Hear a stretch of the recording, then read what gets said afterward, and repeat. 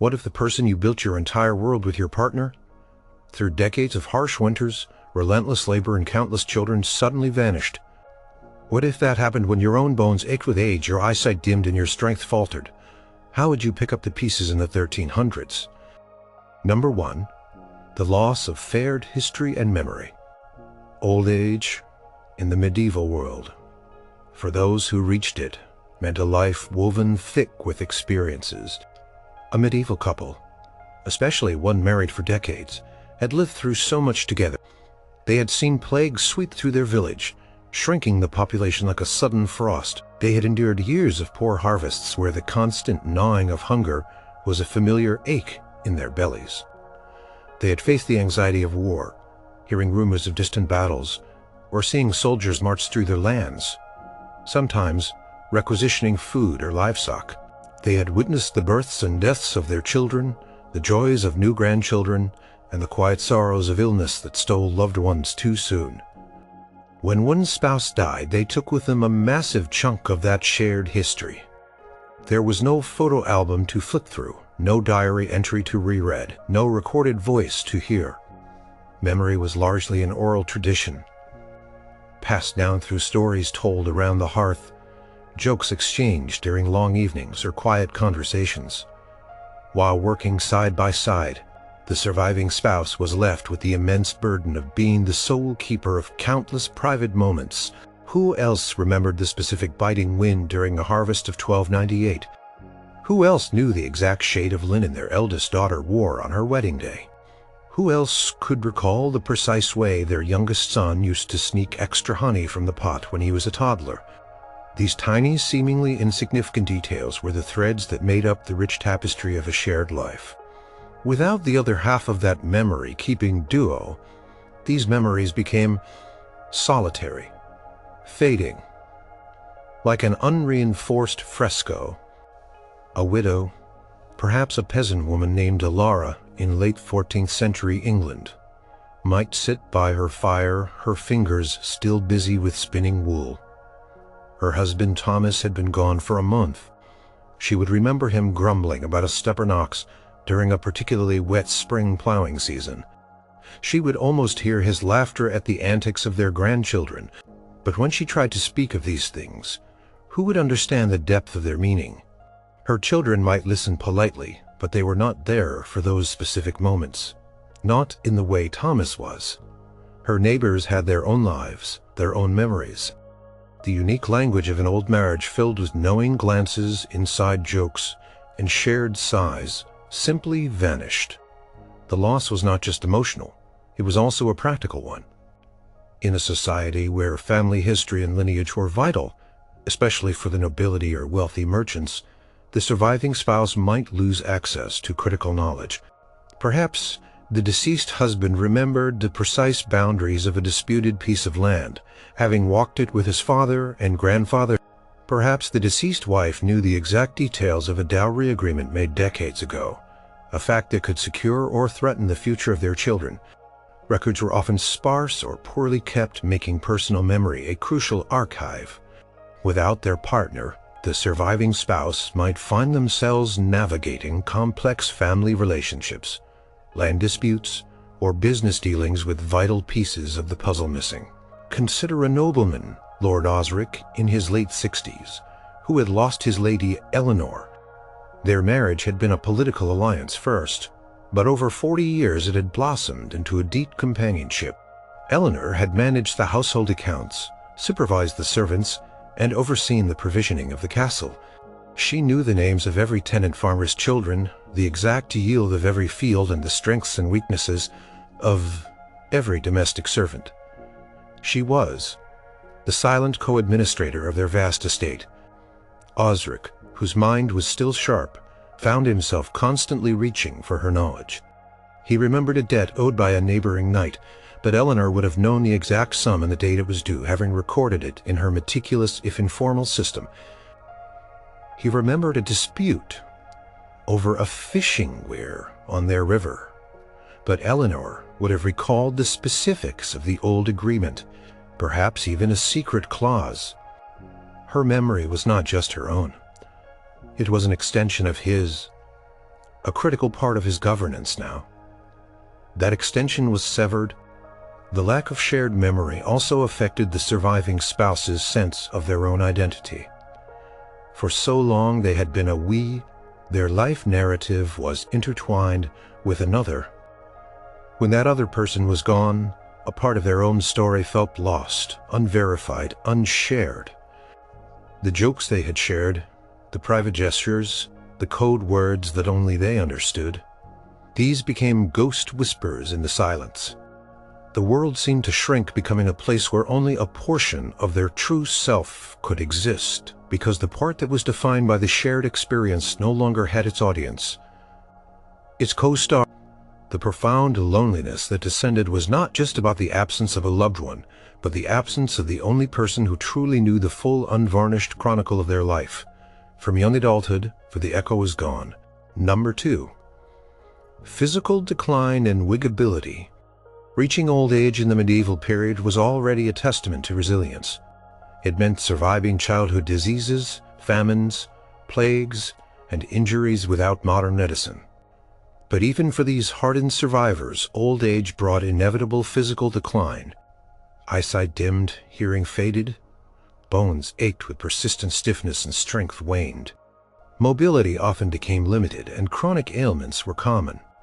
In a world without readily available painkillers, hearing aids, or reading glasses, these declines were far more beyond daily life. When an elderly spouse lost their partner, the physical burdens of old age intensified dramatically. Medieval households, whether peasant, artisan, or noble, were intensely interdependent units. Tasks were often divided based on strength, skill, and custom, and often one spouse would assist the other with tasks that were becoming difficult. Consider the daily life of an elderly peasant couple, perhaps named Agnes and Walter, living in a small village in the late 12th century.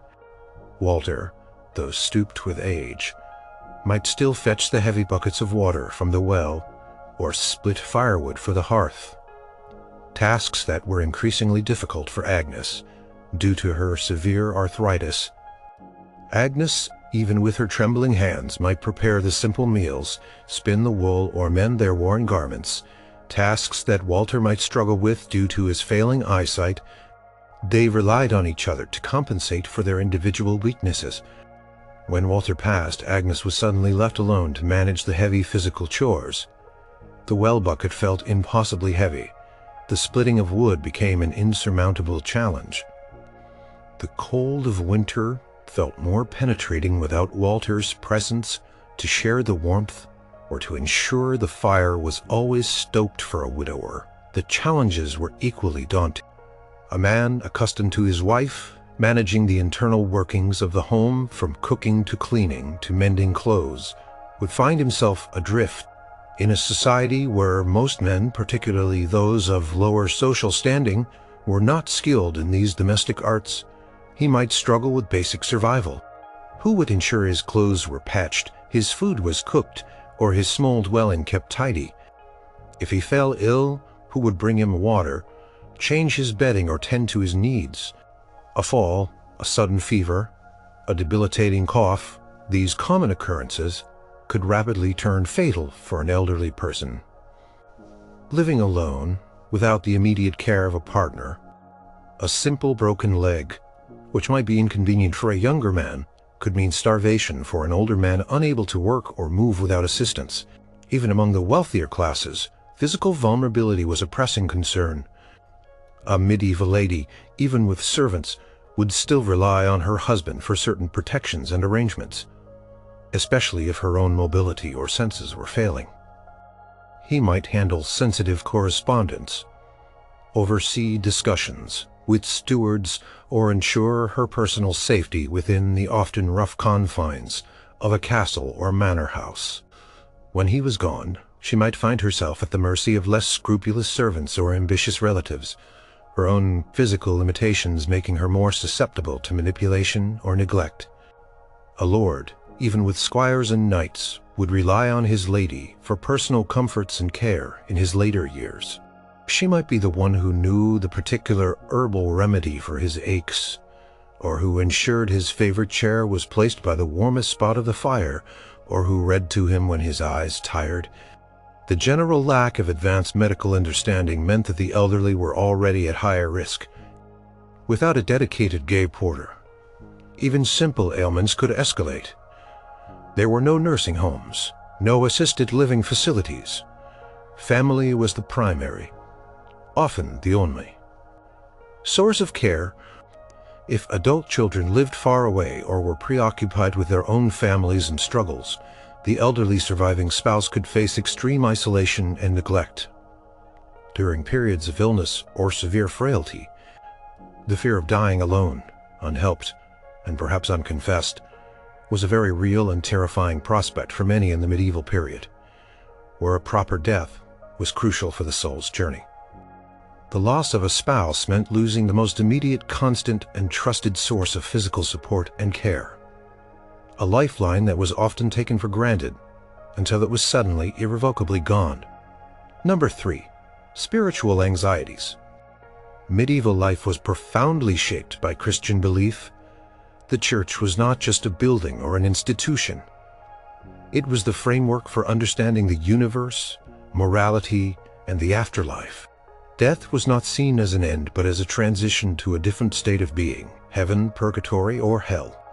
For an older person, whose own mortality was becoming increasingly apparent, the death of a spouse often ignited a heightened sense of spiritual anxiety, both for the departed and for their own soul. The immediate concern after a spouse's death was often for their salvation. Had they confessed their sins? Had they received the last rites, including extreme unction, which was considered vital for a peaceful transition? If the death was sudden, without the opportunity for confession, the surviving spouse might be consumed by worry. For their beloved soul, fearing they might be condemned to eternal damnation, or at best a prolonged and painful stay in purgatory. The medieval understanding of purgatory was a place of purification where souls suffered to atone for venial sins before entering heaven. This suffering, while temporary, was believed to be intense. To alleviate these spiritual fears, the surviving spouse often undertook various acts of piety. They would commission masses to be said for the deceased soul, believing that these prayers and the sacrifice of the Eucharist could hasten their journey through purgatory. They might donate alms to the poor in the deceased's name, or make bequests to monasteries and churches, ensuring perpetual prayers. This was not just a customary act. It was a deeply felt obligation rooted in love and concern for the departed's eternal well-being. A medieval will, for example, would almost always specify a significant portion of the estate to be used for masses, candles, and charitable donations to benefit the testator's soul and the souls of their family. The surviving spouse would carry this responsibility forward, sometimes at great personal cost, for years after the death. Beyond the concern for the departed, the death of a spouse also served as a stark reminder of one's own impending mortality. For an older person who had shared perhaps 50 or 60 years with another, the sudden absence created an acute awareness of their own fragile existence. This often led to increased devotion, a renewed focus on personal piety, and perhaps even fear. If their beloved, who was just like them, could be taken, then their own time was surely drawing near. This fear was not just of physical death, but of spiritual unpreparedness. Had they lived a good enough life? Had they committed any unconfessed sins that might lead them to hell? The medieval texts, known as the Ars Moriendi, or the Art of Dying, were popular guides that depicted the proper way to die well, emphasizing confession, repentance, and acceptance. The death of a spouse brought these lessons to the forefront. The surviving spouse might become more rigorous in their prayers, attend more church services, or undertake pilgrimages, all in an effort to secure their own salvation and to be ready for their eventual. The concept of a spiritual reunion, where souls of the faithful would meet again in heaven, was a powerful comfort, but also a source of anxiety. One had to be worthy of that reunion. Moreover, the loss of a spouse could shake one's faith, or lead to a profound sense of loneliness in the face of the divine. While the church offered solace, the personal spiritual journey of grief was often solitary. Who would pray with them now? Who would share their anxieties about sin and redemption? The shared religious practice, the quiet moments of prayer together, the discussions of scripture or the lives of saints, these were part of the intimate bond that was now broken. The surviving spouse had to navigate their spiritual path alone, burdened by their own mortality and the profound absence of the one with whom they had once shared every hope for eternity. The spiritual landscape of their old age became both more critical and more terrifying without their lifelong companion. Number 4. Loss of legacy and family continuity. In the medieval world, family was everything. It was the fundamental unit of society, providing identity, security, and purpose. The concept of lineage, the continuation of the family name, and the preservation of inherited lands or trades was paramount, especially for noble and landowning families, but also important for peasants and artisan. The death of a spouse in old age, particularly if they had been the primary bearer of the family line or the custodian of its assets, could be a devastating blow to the legacy they had spent a lifetime building. For a noble family, the continuation of the male line was often critically important for the inheritance of titles, lands, and power. If a lord in his old age lost his lady who had perhaps given him his only surviving son, the weight of ensuring that son's future, his marriage, and the production of more heirs would fall entirely on the widower. Should that son then fall ill or die without issue, the entire lineage could be at risk, potentially leading to the family's extinction or the loss of their lands to distant relatives, or the crown. The couple's entire life's work, their alliances, their wealth accumulation, their very purpose, was often directed towards securing this continuity. The death of one partner could suddenly make that goal feel incredibly fragile. Consider a childless elderly couple, perhaps a merchant and his wife, who had hoped to establish a lasting, charitable foundation, or to adopt a suitable heir from a younger branch of the family. The surviving spouse might lack the energy, the financial acumen, or the social standing to proceed alone. Their combined vision for their legacy, whether it was a magnificent guild hall, a chantry chapel, or simply the well-being of their extended kin, might crumble. Even for peasant families, continuity was vital. Land was often held through generations, and the ability to work that land and pass it on to children secured their family's place in the village. If an elderly peasant man lost his wife who had been instrumental in raising their children and managing the household, he might find it far more difficult to ensure the successful establishment of his sons and daughters on their own plots. The family's ability to endure, to avoid destitution, depended on the collective effort and planning of both parents. The death of one, especially a key figure in the family's economic or social standing, could threaten the entire fabric of their future. For older widows, the loss of their husband could mean the end of their direct control over family assets or affairs. While dower rights often protected a widow's right to a portion of her deceased husband's estate, these rights were often contested by male relatives eager to absorb the property into their own holdings. A strong-willed widow might fight to maintain her children's inheritance, but the battle was often daunting, made harder by the loss of her partner's influence and support. If she was a mother to several daughters, securing their dowries and advantageous marriages might become an even more formidable task. Without her husband's negotiations and resources, the concept of memory in the medieval period extended beyond personal recollection. It also encompassed the enduring legacy of a family name. Churches were filled with tombs, stained glass windows, and chantry chapels, commissioned by families to ensure their eternal remembrance. Feasts and anniversaries were held to honor ancestors. When a spouse died, especially if they were the last of their direct line, or if the surviving spouse was unable to bear children, the weight of ending that legacy was immense. It was not just a personal grief, It was a profound sense of failing the ancestors, of not ensuring the continuation of what had been passed down through generations. The very meaning of their lives, tied to their family's enduring presence, was now threatened by the solitary path they were forced to walk. Number 5, pressure to remarry or join a religious order. In medieval society, remaining single, especially in old age, was often viewed with suspicion or as a state of vulnerability.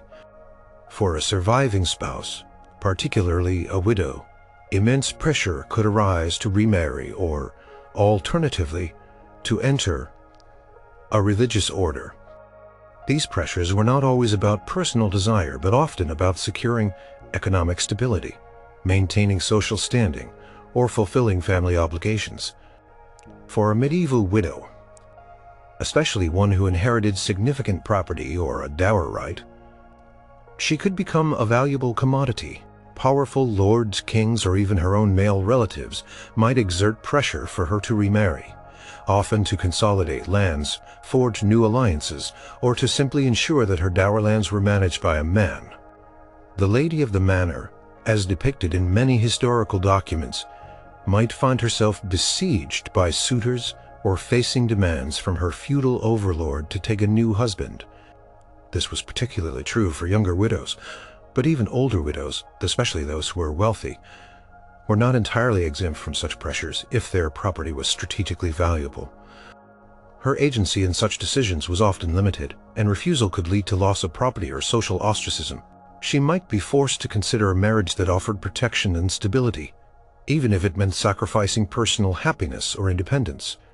For men, particularly widowers with young children or significant estates that required a female hand in management, remarriage was often a practical necessity rather than a societal pressure. A medieval household, whether a peasant dwelling or a knight's castle, relied heavily on the labor and management of a wife. She oversaw the cooking, cleaning, child-rearing, textile production, and often contributed directly to agricultural or artisanal work. Without a wife, a widower might struggle to run his home, raise his children, or even maintain his farm or workshop. For a merchant, a new wife might be needed to oversee the domestic side of the business, manage apprentices, or host clients. The immediate need for a new mistress of the house could compel a widower to seek a new partner quickly, even if he was still grieving or past his physical prime. Alternatively, for some older widows, particularly those from noble or wealthy backgrounds, entering a religious order offered a path to security, respect, and spiritual solace. A convent or a beguinage could provide a structured environment, a community of women, and the opportunity to dedicate their remaining years to prayer and good works. This choice allowed them to escape the pressures of remarriage and to gain a degree of independence and intellectual freedom that might not be available in secular life. While a profound spiritual calling was often the primary motivation, the practical benefits of security and a respected social role for an older woman should not be underestimated. It meant giving up all worldly possessions and connections, but for some it was a welcome escape from the precariousness of widowhood. For some widowers, especially those who were deeply religious or had lost a strong desire for secular life, joining a monastery or becoming a hermit offered a similar path to spiritual deferment. However, this was generally a less common path for older men, who often had greater social and economic impetus to maintain a household and continue their family line. The decision to embrace a religious life for both men and women was a significant one, representing a complete shift in their lifestyle and purpose, often made under the immense weight of personal loss and societal expectation. They were not simply free to choose a solitary existence. Rather, their options were largely dictated by their gender, social class, and the pressing needs of their family or estate. Number 6. Fear for the future. The medieval world was inherently precarious. Life expectancy was lower, and even those who reached old age had endured countless hardships, famines, plagues, warfare, and widespread illness. There were no social safety nets, no state pensions, no universal health care, and certainly no organized elder care facilities. The family was the primary and often the only source of support. When a spouse was lost in old age, the surviving partner faced the terrifying prospect of navigating an uncertain and often hostile future alone. One of the most immediate fears was financial destitution. For peasant families, the loss of a spouse meant the loss of half the labor force, which could make the difference between survival and starvation. A peasant widow might struggle to pay her rents, work her plot of land, or meet the demands of her lord. She might be forced to rely entirely on the charity of her children or neighbors, a situation that could lead to a loss of dignity and autonomy. For an elderly widower, the tasks traditionally managed by his wife, managing the household economy, preserving food, tending to small livestock, could suddenly become overwhelming. The fear of falling into poverty, of being unable to feed oneself or losing one's home, was a constant gnawing anxiety. Beyond personal finances, there was the profound fear for the future of their children and grandchildren. If the deceased spouse had been the primary income earner or the key figure in securing advantageous marriages for their offspring, the surviving partner might feel an immense burden to fill that void. For an elderly noblewoman, for example, the death of her husband could jeopardize the dowries of her unmarried daughters, or the inheritances of her sons, especially if her husband's male relatives sought to disinherit her or her children. The fear of seeing their lineage diminished or their family fall into obscurity was a significant source of distress. The nubility to exploitation was another major concern. An older, solitary individual, especially a widow, was often seen as an easy target. Landlords might try to raise rents or dispossess them. Less scrupulous neighbors or distant relatives might attempt to swindle them out of property or goods. Without the protection and counsel of a spouse, the elderly survivor was exposed to the opportunistic actions of others. Medieval legal systems, while they had provisions for widows' dower rights, were often complex and difficult for an individual to navigate without resources or support. Then there was the simple, terrifying fear of illness or injury, without anyone to care for them. As discussed, physical decline was an inevitable part of old age. A fall, a sudden fever, or a chronic ailment could render an elderly person completely helpless. Without a partner to fetch water, prepare food, or simply be a comforting presence, the prospect of suffering alone and potentially dying unhelped was a very real and terrifying one. The fear of a lonely death, unconfessed and without proper Christian burial, was profound in a deeply religious society. Ultimately, the future stretched before them as a long, empty road filled with uncertainty and potential hardship. The comfortable familiarity of shared life, the unspoken promises of mutual support, were suddenly gone.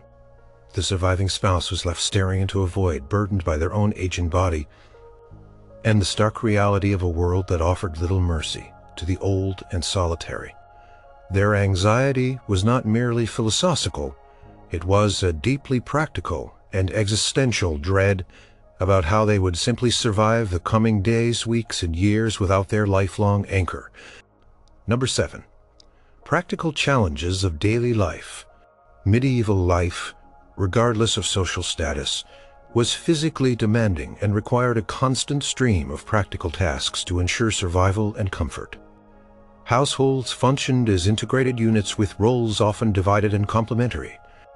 The loss of a spouse, especially in old age, created an immediate and often overwhelming crisis in the day-to-day management of a home, farm, or workshop.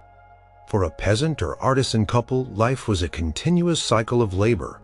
The man might be responsible for plowing, sowing, harvesting, heavy construction, or the primary work of his craft. The woman typically managed the household, cooking, cleaning, fetching water, spinning and weaving textiles, raising children, tending to small animals, and often assisting with fieldwork during peak seasons. When one spouse died, the other was suddenly left to cope with the responsibilities they were either unaccustomed to or physically incapable of managing. Alone, An elderly widow, for example, who had relied on her husband for plowing and heavy lifting, would find herself unable to work her land effectively. She might have to pay for labor, which she could ill afford, or risk losing her tenancy. Similarly, an elderly widower who had always depended on his wife for preparing meals, mending clothes, or maintaining cleanliness would find himself struggling with basic sustenance and hygiene. Without her, the simple act of having a hot meal or a clean garment became a significant hurdle. Consider a farming family in a small village. The old farmer, Robert, loses his wife, Margaret. Margaret had been the one who knew the precise time to churn butter, how to preserve enough meat for winter, and how to make candles from animal fat. She knew how to mend the roof of the small cottage when it leaked. And she carefully tended a small vegetable garden that provided much-needed supplements to their diet. Robert, though strong from years of labor, had never paid much attention to these domestic arts. Now he faces a freezing winter without properly sealed windows, his clothes slowly falling apart, and his food supply dwindling because he lacks the knowledge or capacity to preserve it. The daily rhythm of their life, once harmonious, was now broken by the absence of Margaret's vital contributions. Even in wealthier households, the practical challenges were significant. A medieval lord, even with squires and servants, relied heavily on his lady for the smooth running of his castle or manor. She oversaw the provisioning of food and drink, managed the large staff of servants, ensured the production of clothing, organized feasts, and often administered parts of the estate, such as collecting rents from tenants or managing specific dower lands. If she died in old age, the lord, perhaps himself infirm or simply unaccustomed to these details, would find himself grappling with a chaotic household. His accounts might fall into disarray, his servants might become unruly, and the quality of his daily life could sharply decline. He might need to hire a steward or task a younger family member, but this often meant a loss of personal control and the insertion of a new, potentially untrustworthy element into his household. Similarly, a wealthy widow, though she had servants, still faced the daunting task of managing her deceased husband's affairs. She might have relied on him for all legal and financial dealings, for negotiating with merchants or feudal superiors, or for protecting her interests in a male-dominated world.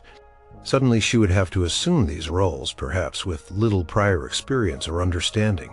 Navigating complex property disputes, negotiating with powerful men, or overseeing large-scale agricultural operations would be incredibly challenging for an older woman, particularly one burdened by grief and societal expectations. The cumulative effect of these practical losses was immense. It was not just about missing a loved one.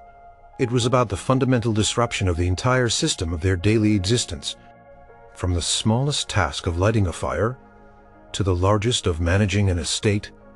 The absence of a spouse created a void that was almost impossible for an aging individual to fill alone. Life became a relentless series of small, exhausting struggles, each one a stark reminder of the practical dependence they had on their lost partner. Number 8. Social isolation and changed social standing. Marriage was the foundational social unit in medieval society. It provided not only companionship and economic partnership, but also defined one's place within the community. For a couple who had grown old together, their social identity was often intertwined, known as the miller and his wife, or Lord John and Lady Eleanor. The death of a spouse, especially in old age, could dramatically alter the surviving partner's social standing, leading to a profound sense of isolation and a shift in how they were perceived by the community. For older widows, the change in social standing was complex and often contradictory. On one hand, a widow, particularly one with children or property, might gain a certain degree of independence. She was no longer under the direct authority of a husband, and her dower rights often granted her a measure of economic autonomy. This could be liberating for some, allowing them to make decisions for themselves or their children that they might not have been able to before. However, this independence often came at a high cost. A widow might also be seen as a vulnerable potential target for those seeking to control her land or wealth. She might face pressure to remarry, as discussed, or be subjected to unwanted attention from less scrupulous individuals. Furthermore, a widow's social life often changed. Many social events and gatherings, from village feasts to courtly functions, were designed for couples. A solitary older woman might find herself excluded or feel out of place. Her former friends, still coupled, might find it awkward to include her, or her presence might be seen as a reminder of their own mortality. For a noble woman, her access to courtly circles or the influence she once wielded as part of a powerful couple might diminish significantly, especially if she no longer had a male protector or representative. She might become more reliant on her adult children, which could shift her position from head of a household to a dependent, even if respected. For widowers, the social shift was different but equally challenging. A man who had always presented himself as part of a couple might now be seen as incomplete or even pitiable.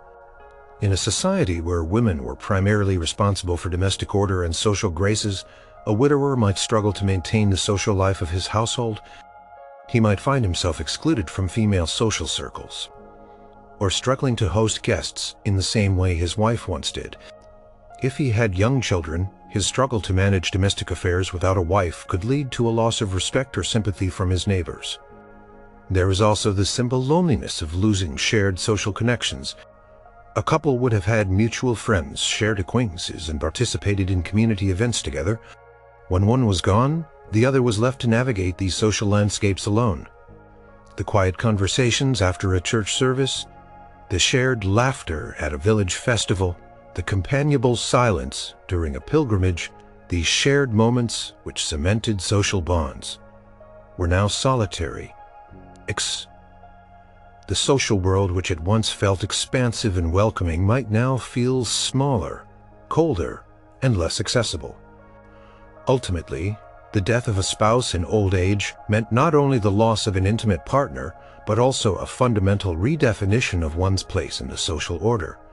Whether it led to newfound independence, increased vulnerability, or simply a profound sense of loneliness, the surviving spouse had to forge a new social identity, often with little guidance.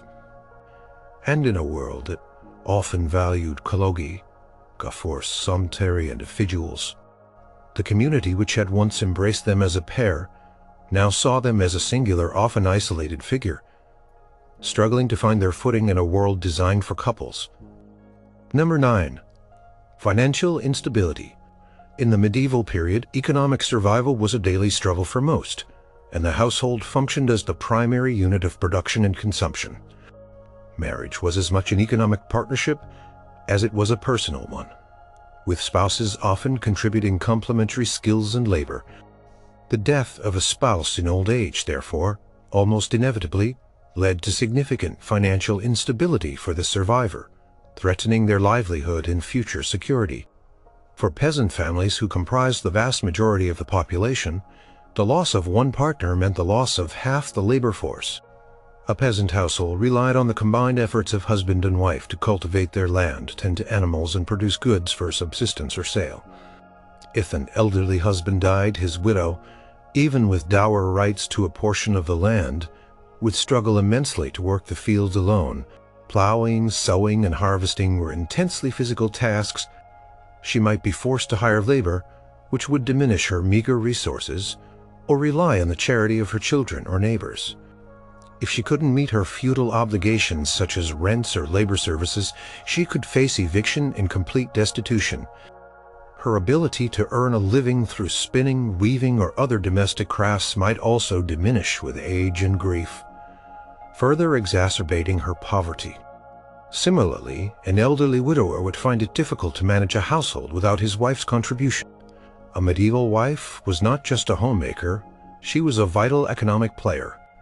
She managed the dairy, tended the kitchen garden, processed agricultural products, made and mended clothes, and often engaged in small-scale trading.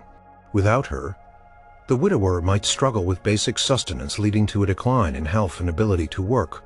He might lose income from goods his wife typically produced, or find himself paying others for services she once provided.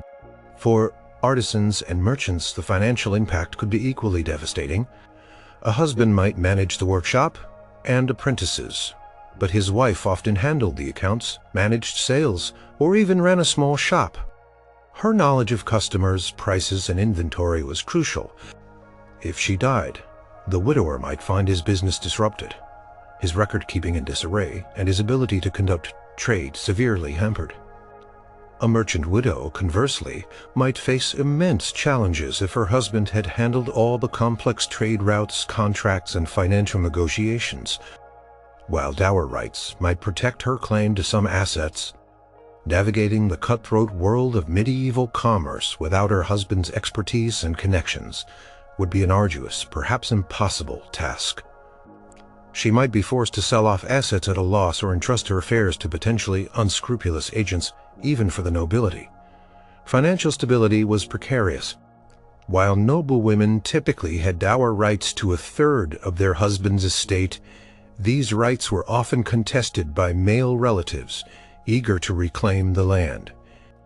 A widow might find herself embroiled in lengthy and costly legal battles to secure her rightful inheritance. Furthermore, a noble household, with its vast expenses for servants, upkeep of castles, and participation in courtly life, required meticulous management. The loss of a spouse, particularly one who was adept at financial administration, could lead to severe economic strain, debts, and a decline in the family's wealth and power. For an elderly lord, losing his lady, who managed the complicated accounts, provisions, and rents of his vast estate, could quickly lead to financial chaos and diminished influence. The medieval world offered very few mechanisms for financial relief. There were no banks in the modern sense, no unemployment benefits, and formal credit was often difficult to obtain and came with high interest. Charity, while present through the church and wealthy benefactors, was rarely enough to sustain an individual long term. The fear of being unable to feed oneself, of losing one's home, or of seeing one's children impoverished was a constant and terrifying reality. For an elderly surviving spouse, their financial security, once a shared burden, now rested entirely and precariously on their own diminished capabilities and limited resources. Number 10. Emotional grief. The human heart, regardless of the century, knows grief. The medieval person, often stereotyped as stoic or unfeeling, experienced profound emotional bonds and consequently profound sorrow at the loss of a loved one. When a spouse, particularly one with whom an individual had spent decades navigating the harsh realities of medieval life, died in old age, the surviving partner faced an overwhelming emotional abyss. A medieval marriage, while often arranged for practical or economic reasons, frequently deepened into true companionship and love over time. Couples faced shared struggles, the fear of disease, the grind of daily labor, the sorrow of child mortality, the constant threat of famine or war. These shared experiences forged incredibly strong bonds. They had witnessed each other at their most vulnerable, their most joyous, and their most sorrowful. The spouse was the one person who truly understood the texture of their life, the history of their shared dreams and disappointments. When that person was gone, a part of the survivor's very being was ripped away. The expression of grief in the medieval period, while different from modern practices, was nonetheless intense. Public mourning rituals were common. Widows often wore black or somber colors for extended periods, sometimes for the rest of their lives. For noble families, elaborate funeral rites, masses for the dead, and the commissioning of memorial effigies or stained glass windows were clear indications of public mourning and the depth of loss. While societal norms might dictate a certain stoicism for men, the private grief of a widower was no less real. Chronicles and personal letters, when they exist, often speak of deep sorrow, loneliness, and a profound sense of loss. Consider a peasant woman, Matilda, who had been married to her husband Edwig for over 50 years. They had tilled the same land, shared the same small hut, and raised 6 children to adulthood. Their lives were interwoven down to the smallest detail. Edvig knew just how Matilda liked her bread baked, and Matilda knew the sound of Edvig's footsteps even before he entered the door. Their conversations were quiet, often unspoken, a language of knowing glances and shared work. When Edvig died, Matilda was left with a silence that was deafening. Every corner of their humble home, every tool in the field, every shared task reminded her of his absence.